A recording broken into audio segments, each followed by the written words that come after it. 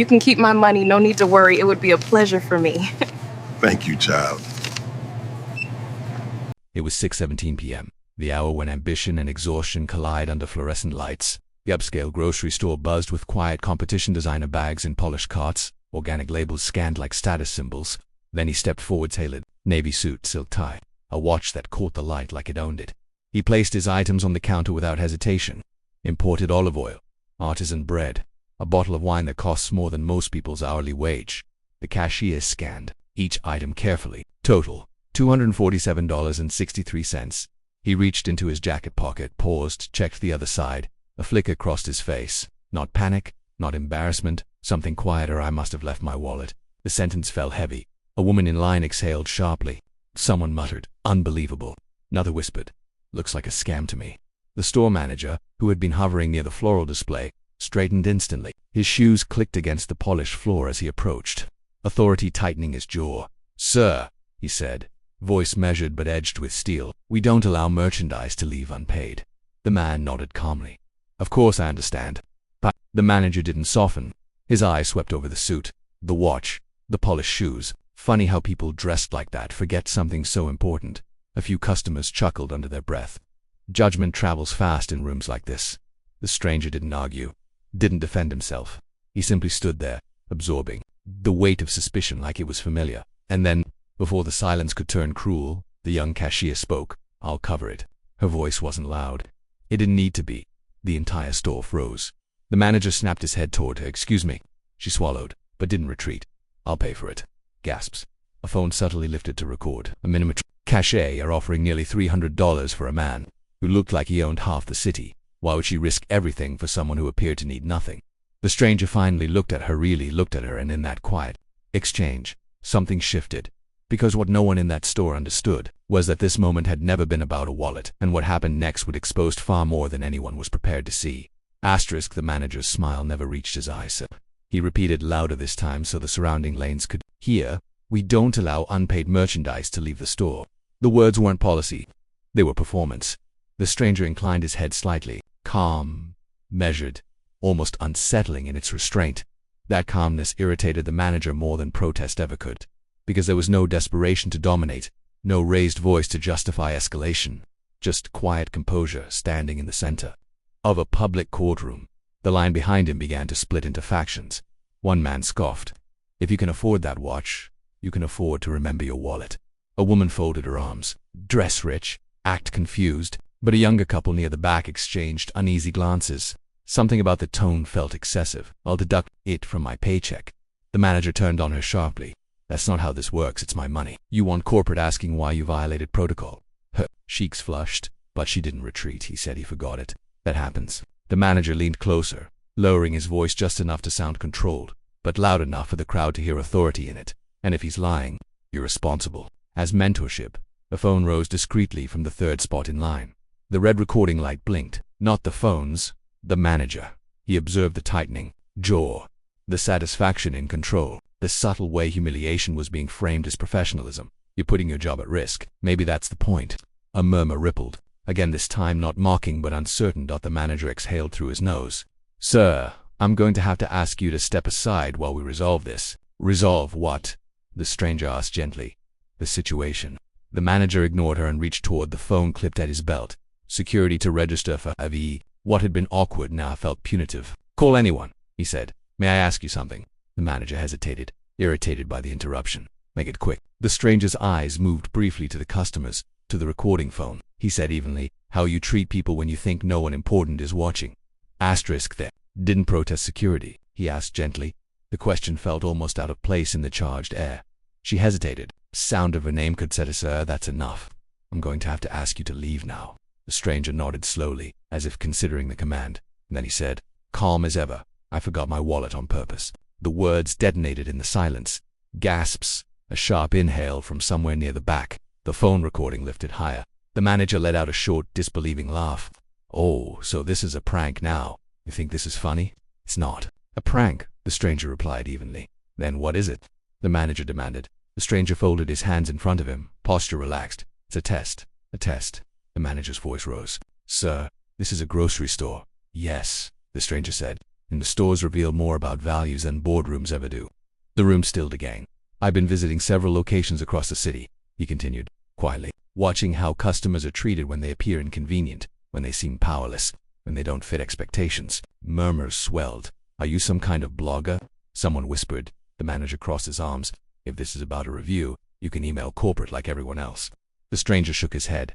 I'm not a critic. Then what are you? A pause. Someone connected to ownership? The phrase landed heavy. The manager's confidence flickered just barely. Connected how? Let's just say, the stranger replied. I have a vested interest in how this company defines dignity. The manager straightened, forcing a chuckle. This is ridiculous. I enforce policy as professionalism. Is humiliation part of that professionalism? The stranger asked softly. Color crept into the manager's face. No one humiliated anyone. A woman in line muttered. You kinda did. The manager shot her a glare, then turned back. Sir, if you're implying the stranger calmly reached into his pocket and pulled out his phone.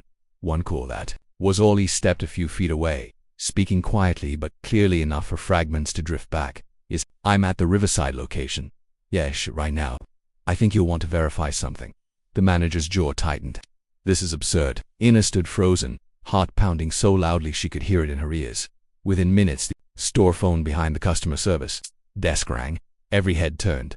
The assistant manager answered, listened, went pale. It's corporate, she said, voice trembling. They're asking for you. The manager forced a smile, but it was thinner now. He took the receiver. Yes, this is he. I see, I understand. His posture shifted mid-conversation, shoulders lowering, voice softening. Yes, of course, absolutely. I wasn't aware. When he hung up, the entire store felt different, as if oxygen itself had changed. The assistant manager swallowed. They confirmed it. Confirmed what? The manager cleared his throat. Ladies and gentlemen, there's been a misunderstanding. The stranger stepped forward again. No smugness, no raised chin. Just calm authority. The manager's tone transformed. Sir, had we known? That's the point. The stranger interrupted gently. You didn't know. Whispers spread like wildfire. Major investor board-level ownership. The phone recording captured every second. Employees who had avoided eye contact moments earlier now stood rigid, hands clasped. Apologies began forming in careful, rehearsed tones. But the stranger wasn't looking at them. He was looking at Anna. You were willing to risk your job, he said quietly, for someone you didn't know. Washi swallowed. The entire store waited. Because now it wasn't about wealth, or status, or exposure. It was about her. She lifted her eyes to meet his. Because dignity, she said, voice steady despite the tremor in her chest, shouldn't depend on how much money someone has. Silence, not the awkward kind, the reflective kind. Her words carried more weight than the phone call, more power than ownership, more force than policy. The stranger held her gaze for a long moment, something like pride flickering there around them. The balance of power had shifted completely. But what he did next, no one in that store would ever forget. The investor turned slowly to face the manager, every eye in the store now fixed on him. Calm, deliberate, unsaccable. There was no arrogance in his voice, only authority born from clarity's leadership.